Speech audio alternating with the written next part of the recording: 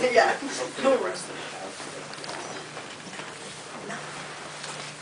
Everything in here.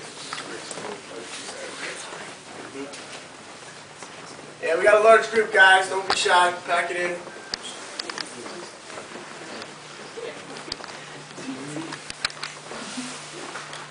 All right, folks. Here, this room is called the Pedder Library, and we still call it the Pedder Library to this day. And let me tell you why. Henry Pedder had a passion and a love for writing and for literature, even though he really didn't have the resources to back that up. Essentially what I mean is he wasn't very good at it. But it was something that he enjoyed doing. So again, he built his library in the front of his home for his guests to get the perception he is a very good English literary writer. If you pay close attention and notice all the books in the bookshelves, these are all original books, over 120 years old. They look brand new simply for the fact that Mr. Pedder never opened or read it. So, Thomas Edison moves into the estate in 1886, and he obviously really has no use for this room. He has his magnificent library down at the laboratory, which you guys will probably get to later this afternoon. He also has a home office upstairs, which we'll get to later on. So him and his wife actually decide to turn this into the guest signing room. So here you actually have the original leather-bound casing of the original guest signing book. Notable figures such as Henry Ford, Harvey Firestone, President Hoover, President Roosevelt, Orville Wright from the Wright brothers, George Eastman from Eastman Kodak. I mean, the list goes on and on. All of these notable figures would frequent the mansion. Typically, they would be greeted at the front door by the butler, have their coats and their hats taken and hung up, and the butler would have brought them in here where they would sign the guest book before really being shown throughout the rest of the mansion.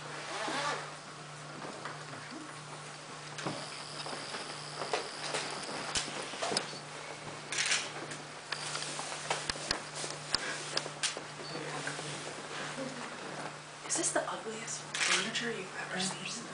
I'm sorry. It's 1800. Yeah, I love it.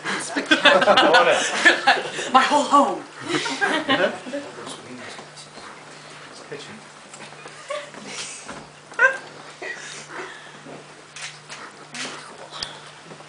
I mean, everything else is really pretty. I shouldn't say it. Consistent throughout the frames. You see that in a lot of great homes. They feel the need to really be matching. Match all the accessories. All right, folks. This room here is known as the reception hall, and as far as everyday use goes, this room really wouldn't have been used for much. Again, this room was basically put here just for show.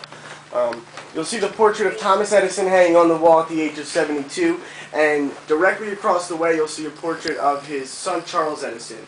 For those of you that don't know, Charles Edison was the governor of New Jersey between 1941 and 1944. Charles Edison also became co-owner of Edison Incorporated with his brother Theodore after their father Thomas passes away in 1931.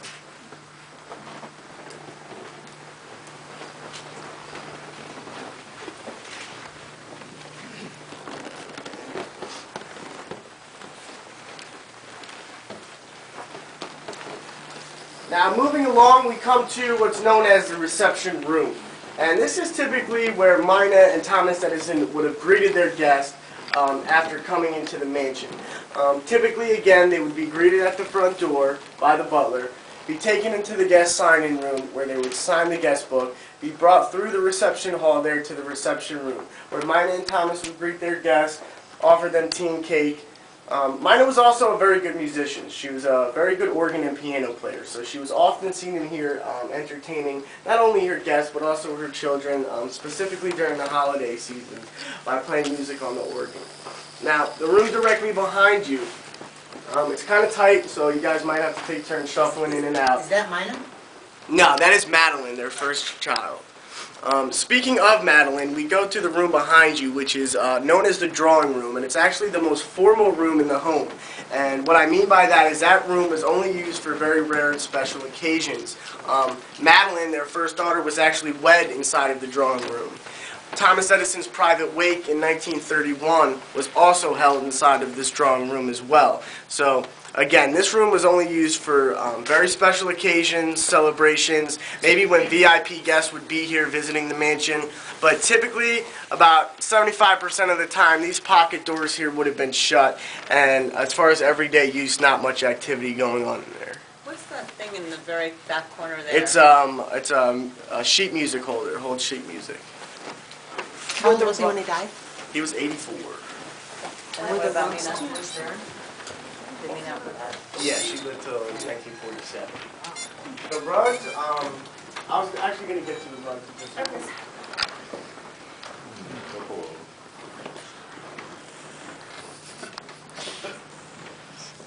That's why they're going extinct. They're all here on the floor. There were no protection agencies.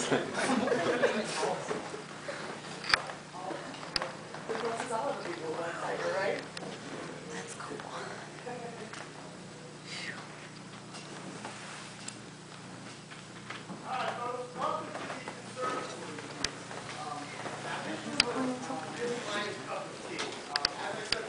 Mina really had a passion and love for gardening and for flowering, so you can sort of imagine this room would have been filled floor to ceiling with different sorts of exotic plants and flowers and such. Someone asked a question about the animal skins throughout the home. You're going to see a lot of those, and the reason for the animal skins as well as the conservatory was the whole idea back in the late 1800s, early 1900s. The idea of bringing outside nature inside was very popular. Mr. Pedder nor Mr. Edison were big game hunters. They weren't hunting these animals. But more or less the whole idea of bringing outside nature indoors was just very popular for that era, for that time period. Now if you guys look up at the ceiling, do you notice anything that may stand out, something in particular?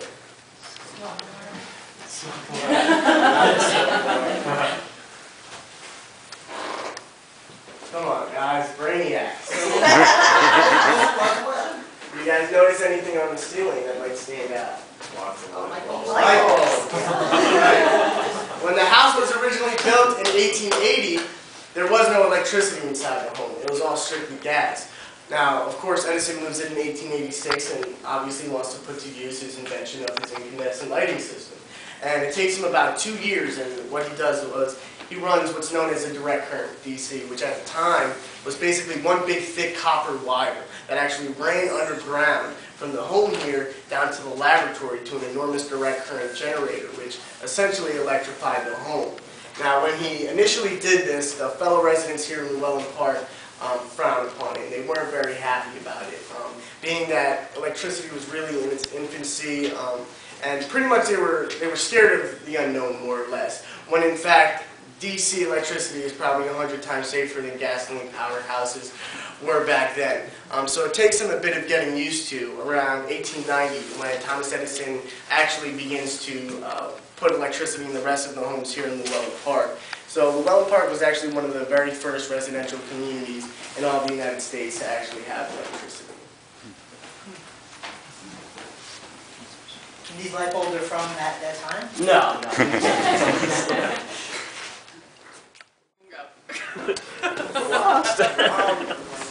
Not particularly in this room. 2 years from now, there is more painting that we'll get to.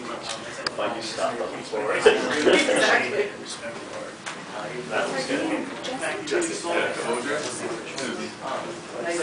Campus use the world campus, as we like to say.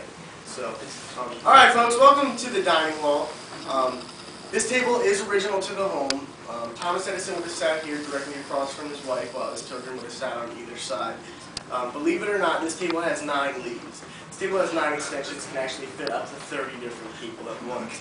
The Edisons were frequently known to have friends and family here over at the mansion, specifically during the holiday seasons.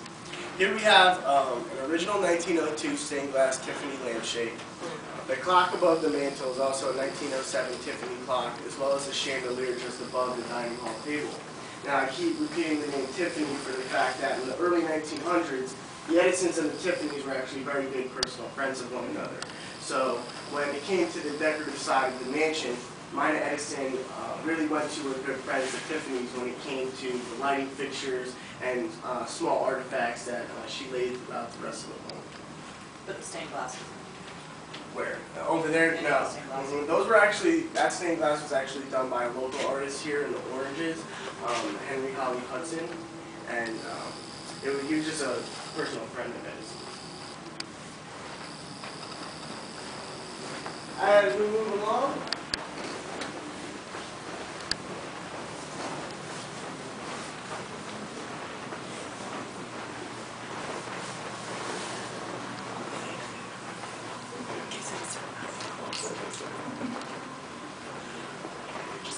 Are the All right, paintings folks. original? what's that? Are the paintings original? Yeah, everything's